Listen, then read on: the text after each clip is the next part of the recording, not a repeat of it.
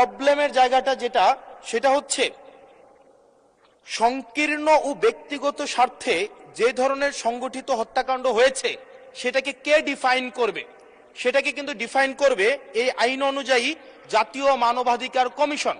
অর্থাৎ এই ইনডেমনিটিটা জাতীয় মানবাধিকার কমিশনের উপরে নির্ভর করবে।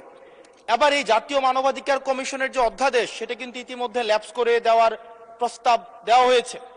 এখন এই জাতীয় মানবাধিকার কমিশনটা এটা যে 2009 সালের অনুযায়ী যদি চলে তাহলে সেটা কিন্তু পুরোপুরি সরকার নিয়ন্ত্রিত একটা মানবাধিকার কমিশন। যে মানবাধিকার কমিশন বিরোধী দল ও মতকে দমনের জন্য ব্যবহার করা হয়েছে, ভিকটিম ব্লেমিং এর জন্য ব্যবহার করা হয়েছে, যেই মানবাধিকার কমিশন গুম খুনের বৈধতা উৎপাদন করা হয়েছে। মাননীয় স্পিকার, এই মানবাধিকার কমিশনকে যদি আমরা মন্ত্রণালয়ের অধীনে রাখি এবং ওই মানবাধিকার কমিশনের মধ্য দিয়েই যদি আমরা জুলাই গণ অভ্যুত্থানের এই কার্যক্রমগুলোকে বিচারের এবং নিরীক্ষণের দায়িত্ব দেওয়া হয়, সেক্ষেত্রে এই নিরীক্ষণ কিন্তু প্রশ্নবিদ্ধ হবে।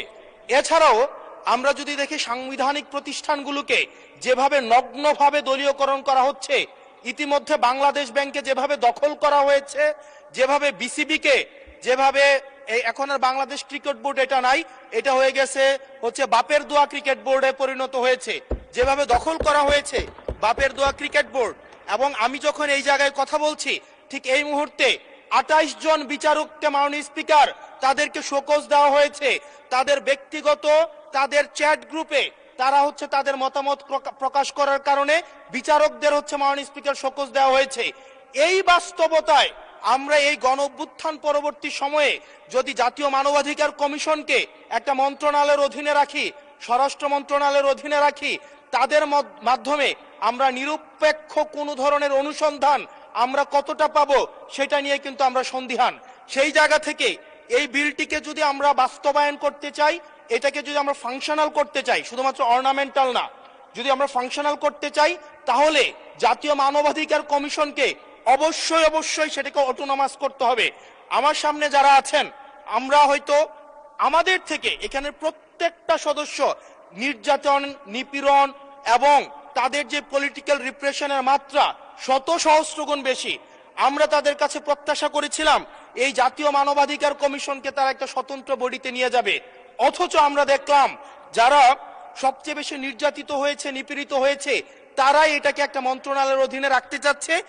এই অজুহাতে যে জাতীয় মানবাধিকার কমিশন যদি অটোনমাস হয়ে যায় তাহলে সেটাকে হচ্ছে এটার জবাবদিহিতা কিভাবে নিশ্চিত হবে?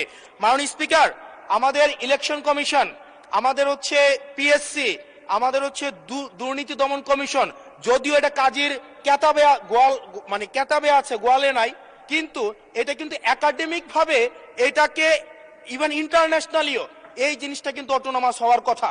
সেজন্য মাননীয় স্পিকার, যেভাবে বর্তমানে প্রতিষ্ঠানগুলো নগ্নভাবে দলীয়করণ করা হচ্ছে, সেজন্য জাতীয় মানবাধিকার কমিশন যে দলীয়করণ করা হবে না, আবার বাপের দোয়া একটা মানবাধিকার কমিশন বা বিরোধী দল দমন কমিশন করা হবে না, এটার প্রতি কিন্তু আমাদের আস্থা নাই।